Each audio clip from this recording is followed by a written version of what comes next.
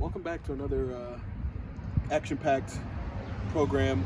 It is myself, Denzel, program specialist from Suffolk County Girl Scouts, and here we're going to talk about our photography program. So, if you guys saw me before about my outdoor art making master program, we talked about a little about videography and photography. So we're just going to rehash and get into some more details. Basically, what we're going to do is we're going to break down the program into pre-production and post-production. Pre-production meaning anything done before the actual photo was taken, and post-production is after the photo was taken, how to edit and properly spruce it up, if you will. So I'm going to get into some more details.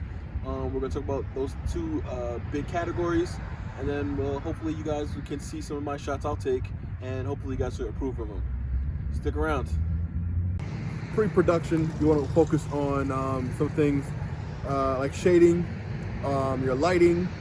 Sometimes when you're taking a landscape and you want to make sure that you're focusing on your relative space and what's going on around it, around your subject. So with the lighting, I know there's a golden time, they call it the golden hour. It's basically right before the sun is about to set. You get that nice golden radiance from the sun, and most of your photos are overexposed, but that seems to be the style of it. So if you're taking a golden hour shot, they're going to be exposed, but that's okay. If you're not, you want to focus on what I'd like to do sometimes is go to more shaded areas and take the photos, because you don't have that overexposure from the sun, and then you can later edit it and lighten it up. I'd rather lighten the photo up than have to darken it from the overexposure. So focus on taking pictures in the shades, if you will. And then, like I said before, with your relative space, make sure you put on the grid on your phone so you guys can understand the framing and where everything is. Be careful too when you always want to look at the background. Like, for instance, for me, I'm the subject in here, but you want to look behind me and look through your subject to get what the background is. As you can see, I have a great this with this tree and the lake behind me. So you always want to look through your subject and look at the background. Another thing too is timing. Let's say, this is a great photo, but let's say a beautiful swan comes down and lands on the lake. You want to take a picture with a nice, backdrop, or a nice, almost like a positive photo bomb, So that's something that you guys want to focus on too, is make sure you're focused on your the timing, the relative space around your subject, the lighting, and when you're shooting, or what time of the day is it. Especially if it's a landscape, you don't have to worry about the weather so much because you're taking a picture of the landscape anyway. So it's kind of cloudy here, a little bit sunny, so it's kind of good to take a picture. But if you want that overexposed sunlight time, you want to go during when it's closer to sunlight, closer to sunset. Sorry. So that's the most important things right there with the shading and relative space and pre-production. But you want to make sure you're taking attention to detail. That's very important, because that can make or break your photo. Like I said before, the timing and backdrop, that's also important too. So remember this, ATD, attention to detail. Make sure you have that lens and you're focused on what you want. Sometimes you want to hit your camera before you take the picture, so it lightens up or darkens your subject matter. You want to make sure that you have the camera stability. Sometimes when you are breathing or you exhale, you mess up the camera shot. So you want to make sure you're, holding your breath and sometimes getting that perfect shot. So you want to focus for that second and get that perfect shot, because camera stability can also affect the photo you're taking. In addition to that, you also want to make sure you are also focusing on like I said, your framing, because you don't want to crop the subject matter out. Like I said, when you put the grid on your phone, it helps keeping the framing in line, because like I said, I'm kind of a tall guy, so you don't want to crop me out with my hair. You want to crop out one of my arms. You want to make sure that I'm completely in the frame and I have a lot of space around me and I'm centered. That's a very important thing, is centered, because if your photo's off centered, it could make it look completely different. So keep that in mind, and I hope we're taking great photos. Another thing we want to focus on too is action shots. On the smartphones, there is a thing called the burst mode. Basically, On the newer iPhones, all you gotta do is swipe left and you press down, you hold it. For some of the older iPhones, you kind of just hold the picture taking button and it'll take a bunch of burst positions. So this basically is when you want to capture an action shot. You want to capture someone running, you want to capture a bird landing or taking off. This is where you would use a burst mode. Maybe you want to show a little time lapse in the photo, you know, a little time lapse. That may be something you want to use your burst too. Android users, they have a burst mode too. So be mindful of that. You guys can use that to your advantage. So now we're gonna talk about a little bit of post-production stuff. Some important things when doing post-production is after you take the picture and you're editing it, you wanna focus on the saturation and the warmth. So basically the saturation of it is gonna give your photo more bluish, kind of icy colors, blue, whites, make it more colder almost. And then the warmth is more like red, orangey, you know, warmth of the actual color. So be mindful of what is your subject matter, what is the picture you taking here.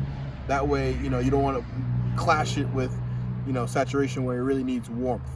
Another thing too is cropping. You can use Photoshop, Lightroom.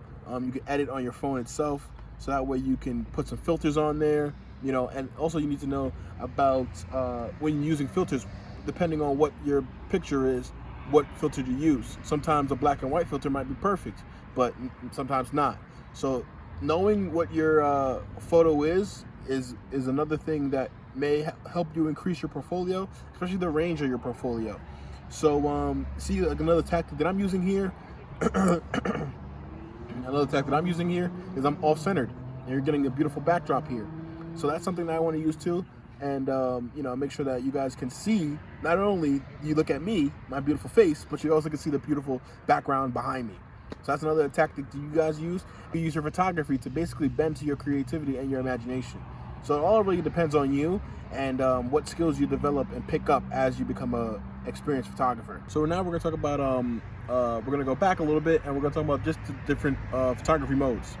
So there's square, panoramic, and there is portrait mode.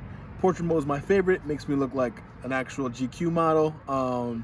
It really captures the subject matter and blurs everything behind it. So it might be good if you want them to focus on you and blur everything behind it. That'd be something you can use. There's also different shades to the portrait mode. There's black and white. There's different ones you can use to enhance the subject matter and blur everything else out from behind it. Another one you can use is the panoramic. Panoramic is when you want to use capture a wide spread of area, a large landscape, maybe like this lake might be a perfect panoramic view. So you can take that and it will capture the whole thing and it'll come up as one stretched photo. Pretty cool. I like that, you know, smartphones have enhanced their photography capabilities to do that. A square photo is pretty much like our normal photo, but just crops it a little bit more, makes it more square. Instead of the rectangular portrait mode or portrait orientation, it crops it, makes it more square. So maybe it's just like a headshot if you want to use that. All these are very effective. Like I said, learning and getting familiar with these can enhance your portfolio and the range of your portfolio. So this is something you might want to do, especially that portrait mode, because like I said, it really makes people, you know, it enhances the subject matter that much more because it blurs the background. So we'll take a couple portrait modes. Hopefully I look as good as I said I do. And I'll give you some more things about photography and post-production. So if you guys want to use actual photography cameras, or maybe if you guys have fancy schmancy 11 Pro iPhone, you guys have different variations of lenses. You guys got the wide shot, you guys got the close-up shot. If you guys are using actual camera lenses, the larger the number of the lens is usually the wider of the shot. So if you guys got a 15 or like a 20, that, you know, the 20 is going to be more of a wider shot. It takes in more of the area you're capturing. So keep in mind of that. Sometimes if you want to use a tight shot, maybe like a 10. I don't know these numbers, but I'm just throwing them out for example. Maybe like a 10 or a 12 is something that you will capture more acutely, and maybe you want to use like a 50 if you want to capture something broadly. So keep that in mind if you guys are using actual photography cameras, and that way you can capture different things and you can use it to your advantage. All right, so keep in mind. And remember, ATD, attention to detail.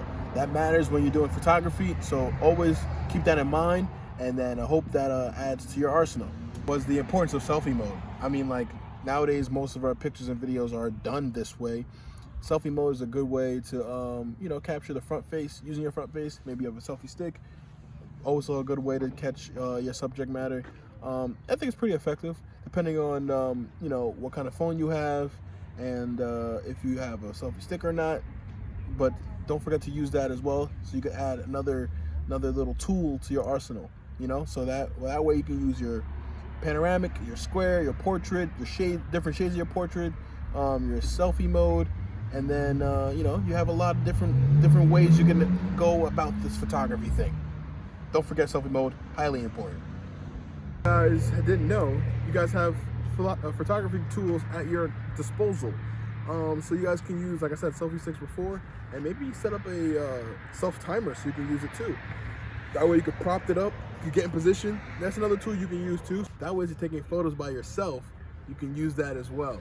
Maybe you can prop it up, get in position, and get ready. So portrait mode, or self timer with a selfie stick, or a tripod. If you guys have a phone, tripod for your phone, that might work as well. So keep in mind these things, and like I said, add them to your arsenal, because we're trying to expand our gallery, trying to expand our photography portfolio, and this is how we do it. Get familiar with what the capabilities our phone and cameras can do. All right, so that was pretty much it. What I'm gonna do now is I'm gonna take some photos myself. I'll show them at the back end of this video. Basically, like I said before, you wanna make sure you guys are taking attention to detail in terms of your backdrop, your subject, the framing, your lighting, your orientation, the mode you're using. Maybe it's a portrait or a panoramic or a square. And then just also remember to look through your subject. Focus on the backgrounds, and timing of the videos, timing of the pictures as well is important. I want you guys to submit your portfolios to Girl Scouts. It's going to be on Instagram at Girl Scouts_SC.